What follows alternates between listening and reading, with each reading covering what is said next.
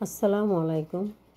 এখানে আমি কিছু উপকরণ নিয়েছি, যার সাথে আপনাদেরকে এখন পরিচয় করে দিব। এটা হচ্ছে তেঁতুলের গাদ, মানে তেঁতুলকে আমি ভালো করে চটকে গাদ করে নিয়েছি। আর এটা হচ্ছে নাগা মরিচ, অনেকে বলে বোম্বাই মরিচ, আমি কেটে নিয়েছি। এটা হচ্ছে পাঁচফোড়নের গুঁড়া, আর এটা হচ্ছে গিয়ে সরিষা বাটা। আর এগুলো তো চিনতেই পেরেছেন, রসুন। আমি রসুনটাকে ভালো করে ছিলে তারপরে পরিষ্কার করে নিয়েছি। তো এখন সবগুলো উপকরণ নিয়ে চলে যাই রান্নার কাজে।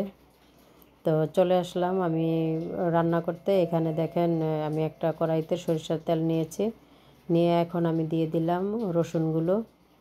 তো রসুনগুলো একটু ভালো করে নেড়ে চেড়ে নেব। ভালোটা অনেক ফেনা উঠে গিয়েছিল, তাই আমি চুলাটা একটু বন্ধ করেছিলাম। এখন আবার চুলাটা ধরিয়ে দিয়েছি। এখন আমি রসুনের মধ্যে দিয়ে দিলাম সরিষা বাটা। তা সরিষা বাটাটা একটু নেড়ে চেড়ে দেখেন, যখন একটু ভাজা আকৃতি হয়ে গেছে তখন একটু নেড়ে চেড়ে ভালো করে নেড়ে চেড়ে এখন এটার মধ্যে আমি দিয়ে দেব মরিচগুলো। তা দেখতে পাচ্ছেন কত সুন্দর মানে বলক চলে আসছে। এখন আমি এই যে মরিচগুলো ইউজ করব। আমি নাগা মরিচ বা বোম্বাই মরিচ যেটাই বলেন না কেন কেটে রেখেছিলাম।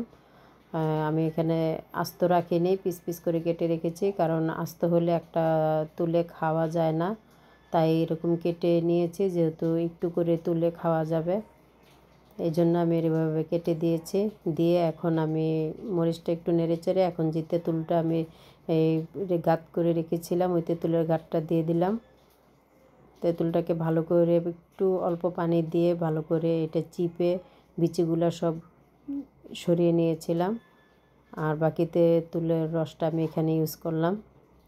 দেখতে পাচ্ছেন আমি এগুলা সবগুলো উপকরণ দিয়ে একটু ভালো করে নেড়ে চেড়ে নিচ্ছি। এখানে আমি সামান্য একটু পরিমাণের মতো লবণ আর একটু সাদা লবণ দিয়েছি, আর একটুখানি বিট লবণ দিয়েছি। তো দুইটাই লবণ আমার দেওয়া হয়ে গেছে। দিয়ে এখন আমি আবার একটু ভালো করে নেড়ে চেড়ে নেব। দেখেন মরিচটাও সিদ্ধ হয়ে গেছে, রসুন সিদ্ধ হয়ে গেছে, দেখতে কত সুন্দর লাগতেছে। আর এখন আমি এটার মধ্যে দিয়ে দিব হচ্ছে গিয়ে পাঁচফোড়নের গুঁড়া। আমি যে মশলাটা গুঁড়া করে রেখেছিলাম ওটা দিয়ে দেব। তো দিয়ে এখন আমি আর বেশিক্ষণ জাল করব না, দিয়ে আমি শুধু একটা দুইটা নাড়া দিয়ে আমি চুলাটা বন্ধ করে দেব, কারণ পাঁচফোড়ন দিয়ে বেশি নাড়লে জিনিসটা ভালো হয় না। তা এখন আমি সাথে সাথেই অন্য একটা বাটিতে তুলে নেব আচারটা, নয়তো গরম কড়াইয়ের মধ্যে থাকলে দেখা যাচ্ছে আচারের কালারটা একটু অন্যরকম হয়ে যায়, তাই আমি সাথে সাথে তুলে নিলাম। এই দেখেন আচারটা আমার বেশ ঠান্ডা হয়ে গেছে। এখন একটা আমি কাচের বয়মে তুলে নেব। এই যে একটা কাচের বয়মে আমি আচারটা তুলে নেব। তো এইভাবে কাচের বয়মে সংগ্রহ করলে দেখা যাচ্ছে আপনার প্রায় 1 বছর চলে যাবে, আচার কিচ্ছু হবে না, একটু নষ্ট হবে না।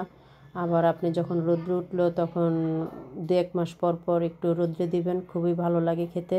এটা আপনি খিচুড়ির সাথে, তারপরে মুড়ি মাখার সাথে, মানে অনেক কিছুর সাথেই খেতে পারবেন। যারা ঝাল পছন্দ করে তারা এরকম নাগামরিচের আচার খেতে খুব পছন্দ করে, তাই আমিও বানিয়ে ফেললাম। দেখেন মাশাল্লাহ কত সুন্দর লাগতেছে, চলে যাবে 1 বছর, তাই আপনাদের সাথেও একটু শেয়ার করলাম।